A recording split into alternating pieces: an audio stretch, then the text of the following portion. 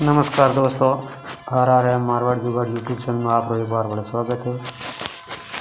मैं हूँ आप हाथी रावताराम चौधरी। तो आज अपन सुनेंगे कहानी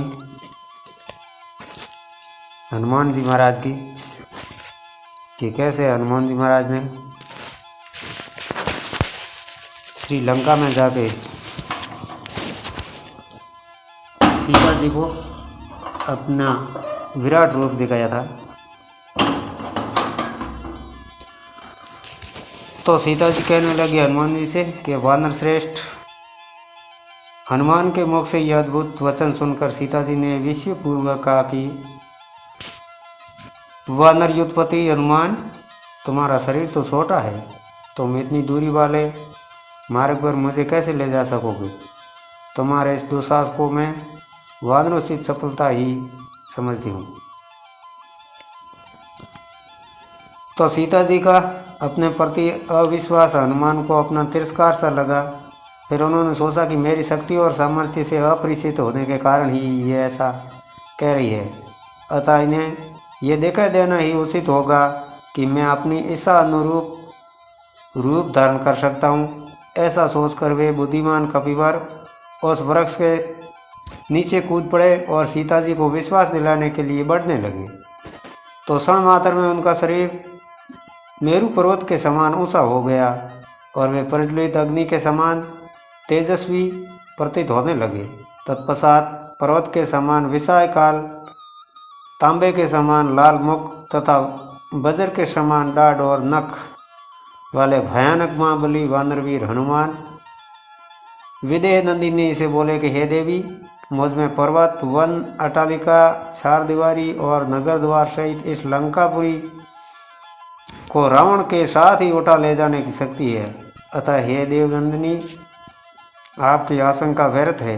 देवी, आप मेरे साथ चलकर लक्ष्मण से श्री रघुनाथ जी का शौक दूर कीजिए। हनुमान जी के आश्चर्यजनक रूप को विस्मय से देखती हुई सीता जी बोली कि हे पवनसुत, तुम्हारी शक्ति और सामर्थ्य में अब मुझे किसी प्रकार की शंका नहीं रही। तुम्हारी गति वायु के समान और तेज अग्नि के समान है, किंतु मैं तुम्हारे प्रस्ताव को स्वीकार करने में असमर्थ हूँ। मैं अपनी इच्छा से अपने पति के अतिरिक्त किसी अन्य पुरुष के शरीर का स्पर्श नहीं कर सकती। मेरे जीवन में मेरे शरीर का स्पर्श केवल एक पर पुरुष ने किया है, और वह दुष्ट रावण है, जिसने मेरा हरण करते समय मुझे बलपूर्वक अपनी गोद में उठा लिया था। उसकी वेदना से मेरा शरीर आज तक जल रहा है। उसका प्रायश्चित तभी होगा जब राघव उस दुष्ट का वध करेंगे। इसी में मेरा प्रतिशोध और उनकी प्रतिष्ठा है।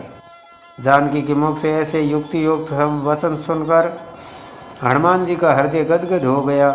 वे प्रसन्न होकर बोले कि हे देवी, मान सती साध्वियों को शोभा देने वाले ऐसे शब्द आप जैसी परम पतिव्रता विदुषी ही कह सकती है।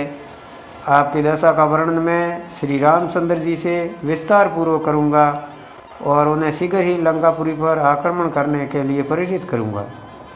अब आप मुझे कोई ऐसी निशानी दे दे जिसे मैं श्री रामचंद्र जी को देकर आपके जीवित होने का विश्वास दिला सकूं और उनके अधीर हृदय को धैर्य बंधा सकूं।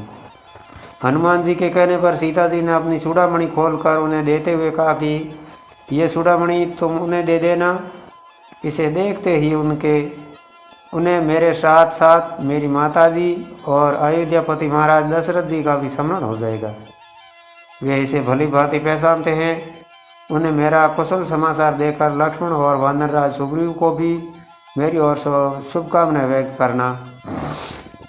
यहाँ मेरी जो दशा है और मेरे प्रति रावण तथा उनकी कुर्रदासियाँ जो व्यवहार करती है, वह सब तुम अपनी आंखों से देख चुके हो।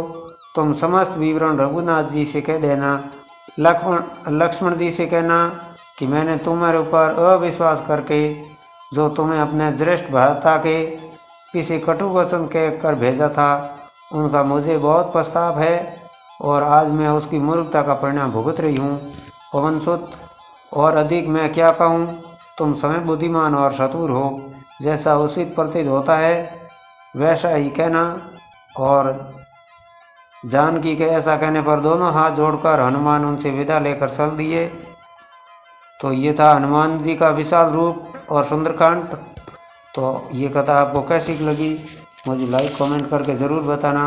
अगर मेरे चैनल पर नए हो तो मेरे चैनल सदस्यता लेकर घंटी का बटन अवश्य दबा देना।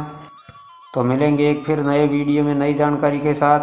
तब तक बने रहिए आप हमारे चैनल पर। राम राम, नमस्कार, खमा गणी, जय श्री कृष्णा, जय श्री राम।